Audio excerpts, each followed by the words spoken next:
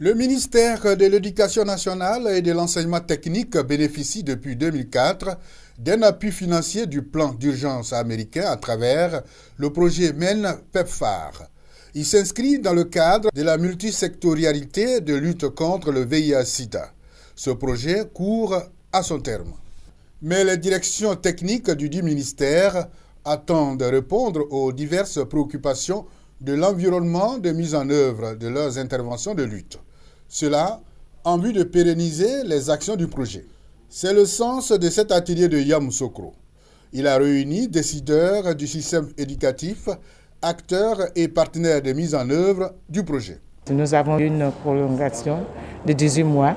Il fallait qu'au niveau du ministère, nous puissions partager l'expérience, c'est-à-dire depuis ces 11 ans de lutte, qu'est-ce qui a été fait au niveau du ministère? Nos souhaits, c'est que le projet puisse connaître une pérennisation. 3 jours de travaux ont permis aux participants de faire le diagnostic des forces et faiblesses de leurs interventions de lutte. Il est ressorti que dans l'ensemble du pays, le taux de prévalence a baissé, mais à San Pedro, il a pris l'ascenseur.